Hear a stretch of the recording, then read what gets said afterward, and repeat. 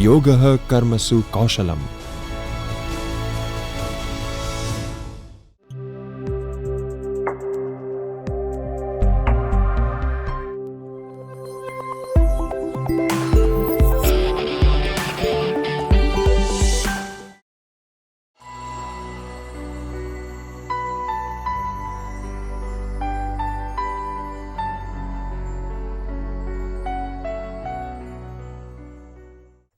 Hi, welcome to the 23rd session in our course HRM for non-HR managers.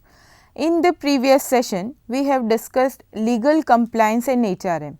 In this session, we will present the meaning of employee retention and discuss why employee retention is important. We will discuss the balance between employee turnover and employee retention. Lastly, we will introduce a general approach to the issue of employee retention. Let's begin with introduction. Since the start of this course, we have been discussing what HR managers do, whether they have a formal designation or education in HRM or not. Some of those functions such as employee training and development, coaching and mentoring, career planning and performance management are actually like investments made by the employer in employee because they contribute to the employee's development, specifically the development of employees KSA. We are sure that by now you know that KSA stands for knowledge, skills and abilities. One feature of the investment is that the return on the investment may not be immediate. It involves some gestation period. Given this investment in developing talent and KSA, how should the managers treat the fact that some employees would leave the organization before the organization gets the return on its investment in employees' development? We are discussing the challenge of employee retention whenever we consider this question. Should the managers pay special attention to employee retention? Is employee retention always desirable? Should all employees be retained? These are some of the questions a manager needs to find the answers to. Also, if you remember, the discussion on HR planning involved two basic steps, namely forecasting of HR demand and HR supply. If employee retention is good, the internal supply of HR will be eligible for recruitment through promotion and transfer. And if fewer people left, the demand for HR will be relatively less. What we are about to discuss will help you find the answers to your questions about employee retention and perhaps raise some new questions. But first, we need to understand the meaning of employee retention. Employee retention is defined by the Workforce Planning for Wisconsin State Government as a systematic effort to create and foster an environment that encourages employees to remain employed by having policies and practices in place that address their diverse needs. This definition is important for us to understand as it highlights the following aspects. The aspects like employee engagement entails a systematic effort. It does not happen automatically. We will discuss employee engagement in one of the coming sessions. If managers wish that the employees they hire would stay and not leave, they should create a context or environment which makes that happen. Employee retention is closely linked with satisfaction of employee needs and the way the organizational policies and practices address those needs. Sometimes, employee retention is better appreciated when understood along with employee turnover. Consider the example of Risha. Risha was a talented employee who delivered her best and completed all her work within the expected time. Her work was free of error and full of innovative and thought-provoking ideas. She never interfered in anybody else's work and stayed away from unnecessary gossip and rumors. She avoided loitering around at the workplace, was serious about her work, and no one ever doubted her capability for good performance. Rahul, her immediate boss, never really liked Risha and considered her as his biggest threat at the workplace. He left no stone unturned to insult and demotivate Risha. Soon, Risha got fed up with Rahul and decided to move on. When Risha left, her organization lost an important and valuable resource. From the earlier session, you would know that Risha's was a case of voluntary turnover. Should people be allowed and encouraged to leave? I am sure you realize that retention does not simply mean not allowing people to leave. The balance between employee retention and turnover, there seem to be two perspectives on the matter. One branch of opinion involves what we begin the session with, the argument that uses the organizational investment in employees and their development. Further, it also takes note of increasing difficulty of finding suitable talent for the job openings given the rate of change. When people leave, it is difficult to find adequate replacement quickly. Such gaps can result into inefficiencies and loss of business opportunities. Further, when people leave, the organization's knowledge assets leave with them. Thus, many people see turnover as the retention problem. The underlying belief is that managers and organizations should retain their employees because retention is inherently good and desirable just as turnover is undesirable.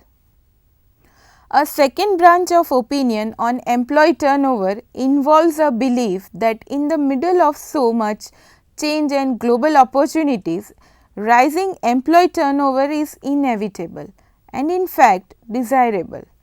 People who leave acquire new skills and their movement makes the talent market more flexible. When the entire labor market is flexible and involves free movement, an organization may lose some talent but in turn will gain new talent that will bring in new experiences and attitudes. Hence, the argument is that rather than worrying about employee turnover, managers should welcome it and focus on retaining their most outstanding performers who make a difference to the competitive edge the employer has. One may choose to believe whether turnover is good or bad, but the fact is that employee retention and employee turnover both should be monitored closely and balanced with effort. When managers are approached with the question of employee turnover and retention, they tend to blame the employees for employee turnover, whereas the employee, as in the case of Risha, may see no other option but to quit because of the way her boss treated her. An employee who is leaving voluntarily may be seen as selfish, disloyal, ambitious or impatient. When employee expectations are filtered through such judgment, managers often may become close to the idea of exploring the employee's perspective or negotiating and close the matter saying that the employee is asking for too much or is asking what is unrealistic or cannot be given. The fact is that when voluntary employee turnover takes place, the talent, knowledge, investment and often even customer loyalty and similar business opportunities leave.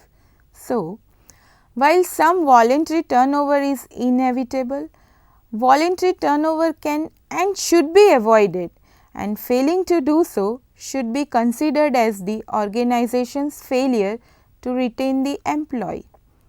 That brings us to the need as managers to understand why employees leave. The Handbook of Employee Retention suggests two conditions that must be satisfied for voluntary turnover.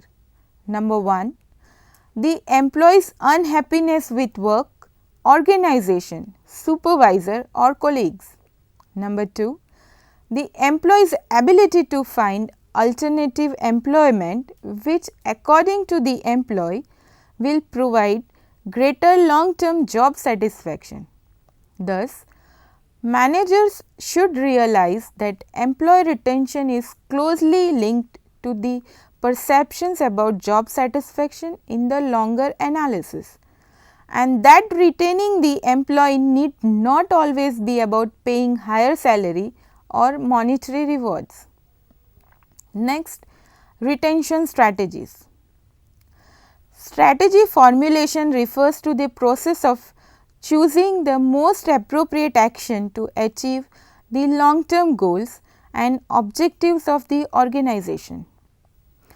The turnover of key employees can have a disproportionate impact on the business, and the people organizations wish to retain are probably the ones most likely to leave. Reid in the year 2001 claims that every worker is 5 minutes away from handing in his or her notice and 150 working hours away from walking out of the door to a better offer.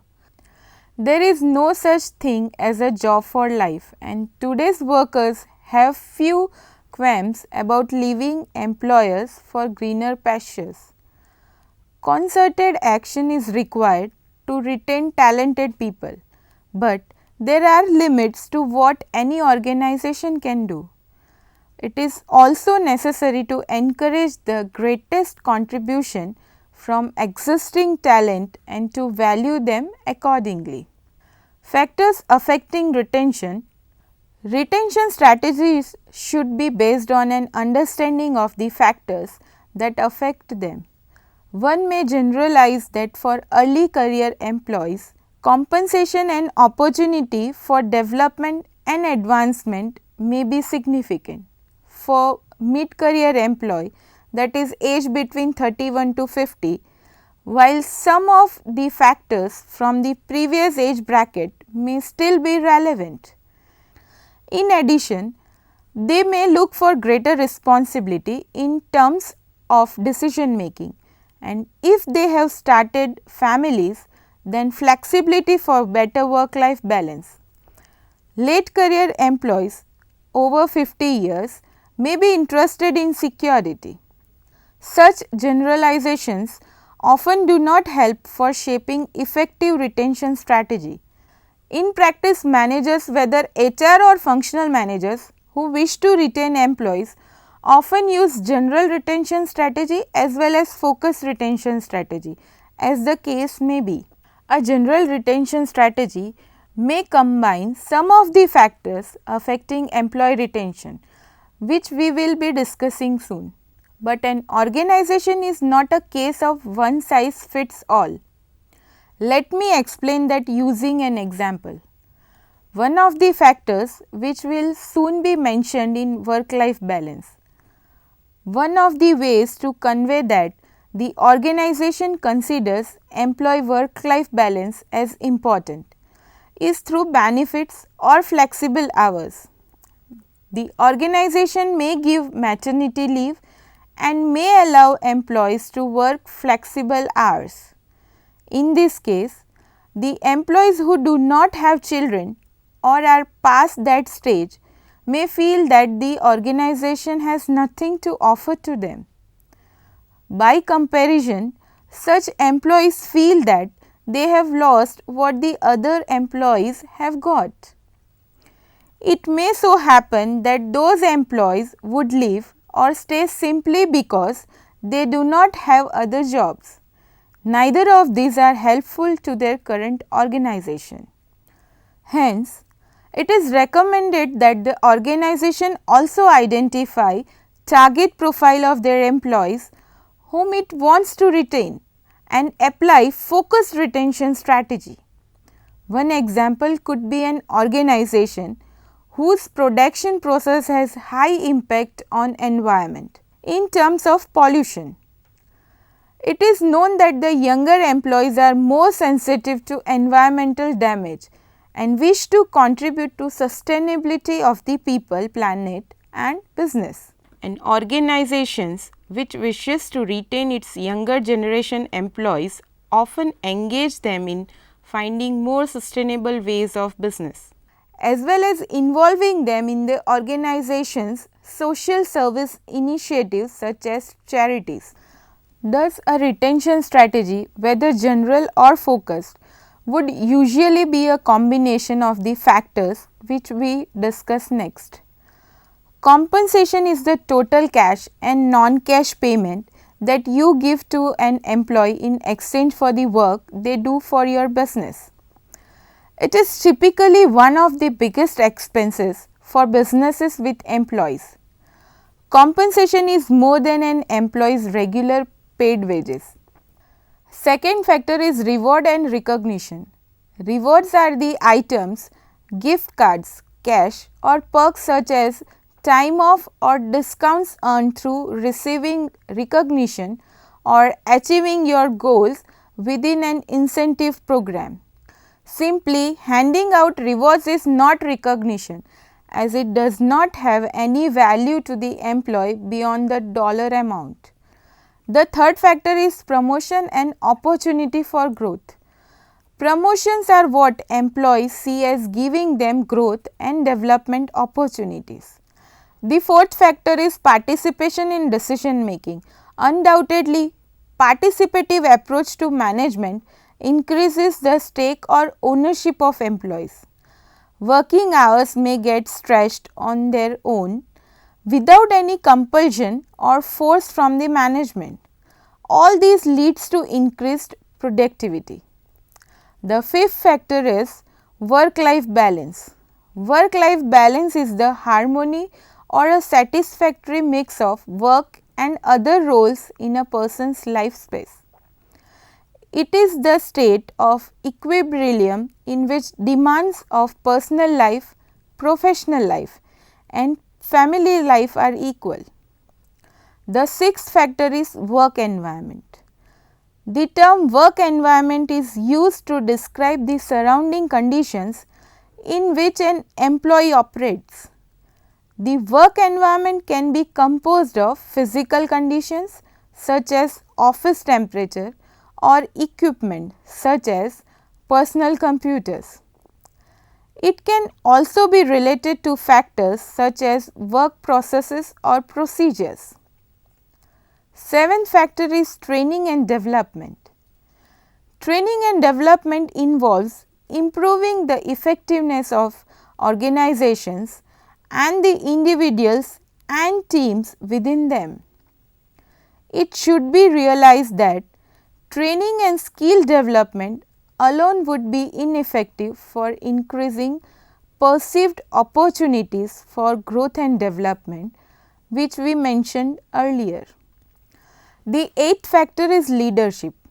An effective leader is a person who does the following. Number 1, creates an inspiring vision of the future. Number 2, motivates and inspires people to engage with that vision. Number 3, manages delivery of the vision. Number 4, coaches and builds a team so that it is more effective at achieving the vision.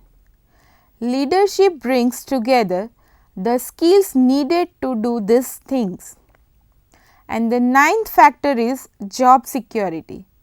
Job security is an assurance that an individual will keep his or her job without the risk of becoming unemployed. With this, we are coming to the end of this session. We have discussed the meaning of employee retention and why it is important. We considered general and focused retention strategy and reviewed the factors influencing the employee retention.